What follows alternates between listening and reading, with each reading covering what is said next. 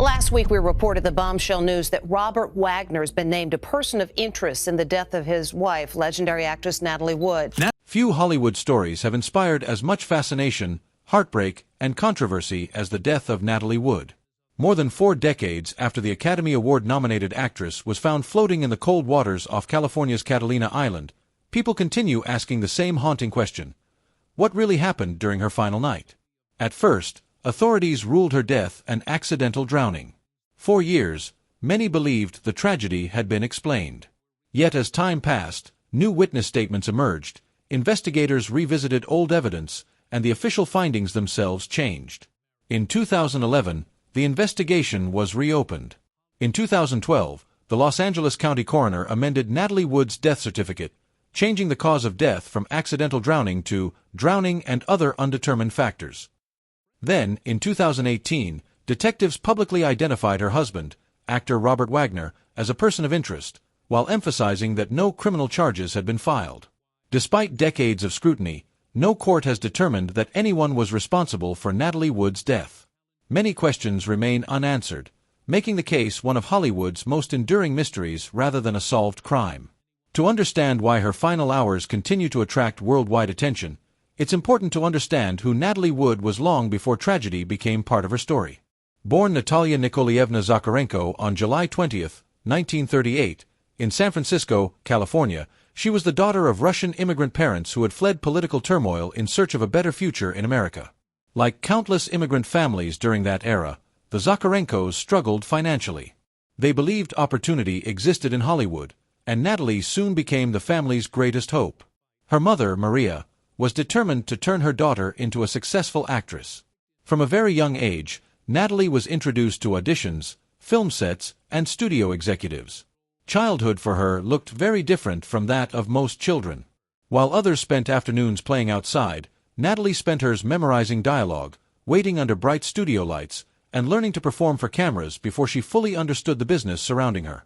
Even as a little girl, she displayed remarkable emotional depth on screen.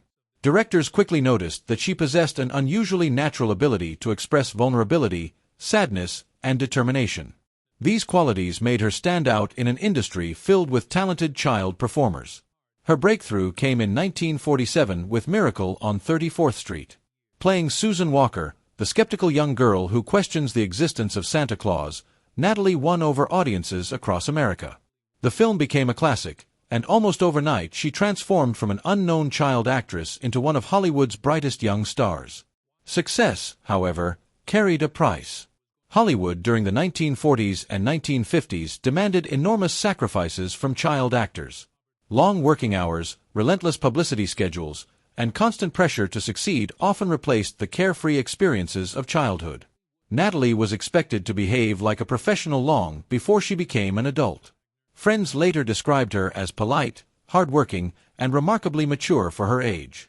Behind the glamorous photographs, however, she reportedly struggled with the pressures of fame and the expectations placed upon her by both the studio system and those closest to her.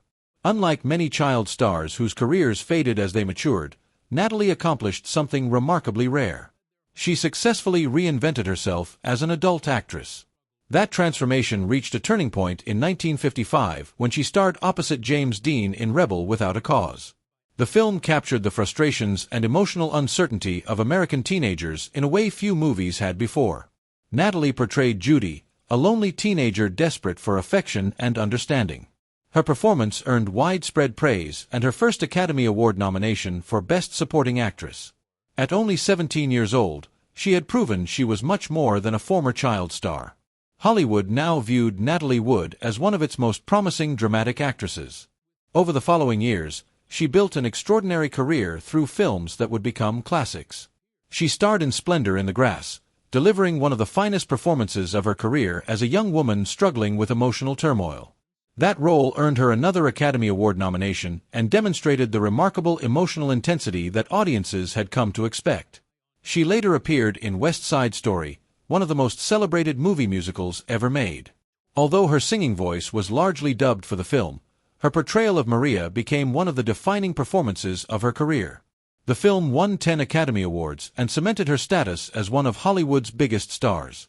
Throughout the 1960s, Natalie balanced commercial success with dramatic roles that showcased her range. Directors admired her professionalism, while audiences connected with the sincerity she brought to nearly every character. By the time she entered her 30s, she had become one of the most recognizable actresses in America. Yet fame did not shield her from personal struggles. Those who knew Natalie often described her as sensitive and deeply emotional. Friends recalled that she valued family, close friendships, and stability more than the glamorous Hollywood lifestyle that surrounded her. While magazines focused on premieres, vacations, and celebrity parties, Natalie reportedly preferred quiet evenings with loved ones whenever her demanding schedule allowed. One aspect of her personality has become particularly significant in discussions surrounding her death: her fear of dark water. For many years, friends and relatives stated that Natalie felt uncomfortable around open water, especially at night. Several accounts suggest that this fear dated back to childhood and may have been reinforced by stories she heard growing up.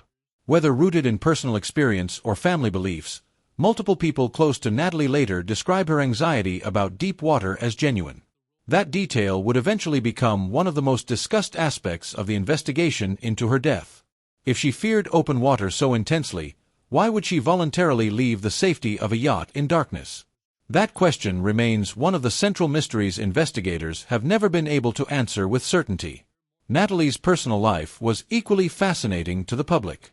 Among Hollywood's many famous romances, few attracted more attention than her relationship with actor Robert Wagner. Their love story seemed almost destined for the movies themselves.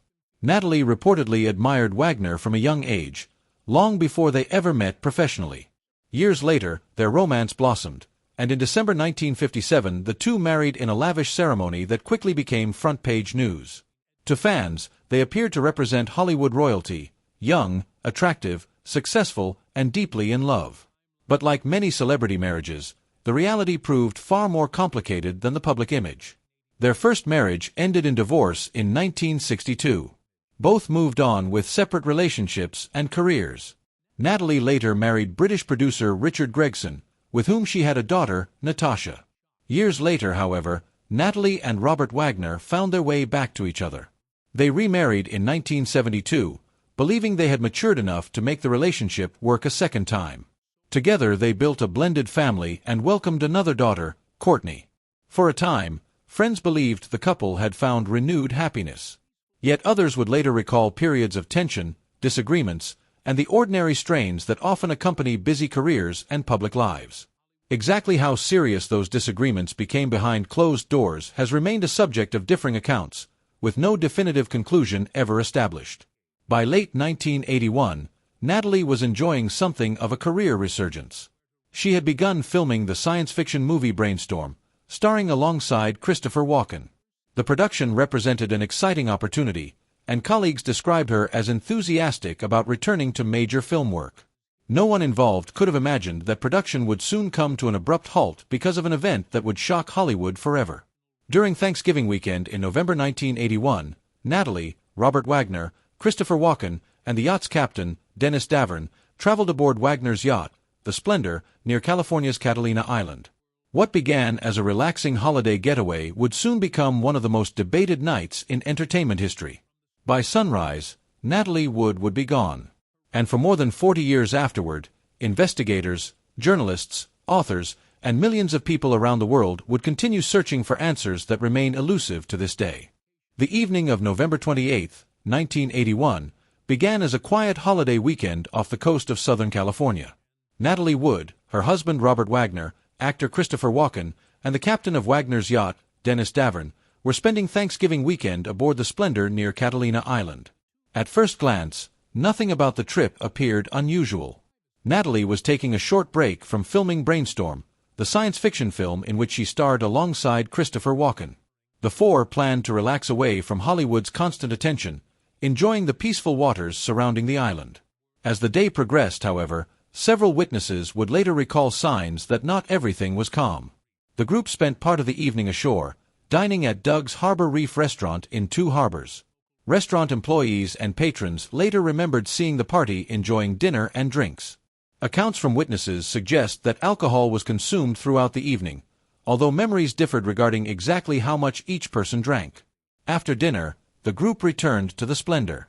What happened next has become the subject of decades of investigation, speculation, books, documentaries, and countless debates. The only people who knew exactly what occurred aboard the yacht that night were the 4 individuals on board. By morning, one of them was dead. According to Robert Wagner's account, the evening continued after returning to the yacht. He later stated that conversation eventually turned into an argument between himself and Christopher Walken regarding Natalie's career and future acting projects.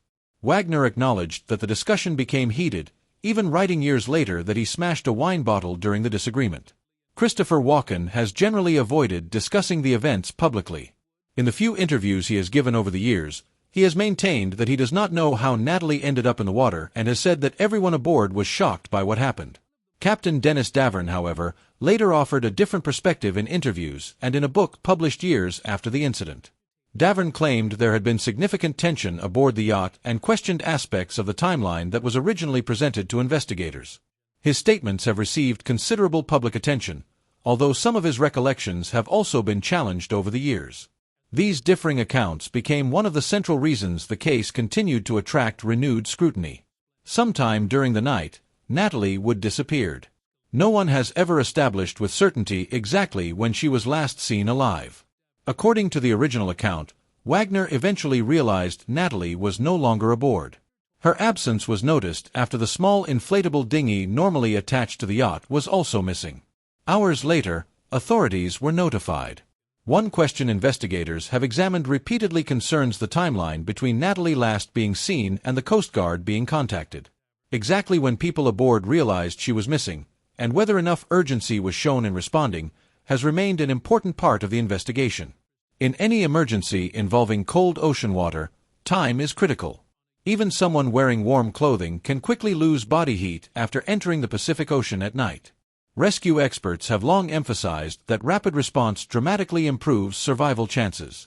Those realities naturally raised questions about the sequence of events during the early morning hours. Later that morning, search teams located Natalie Wood's body floating approximately a mile from the yacht.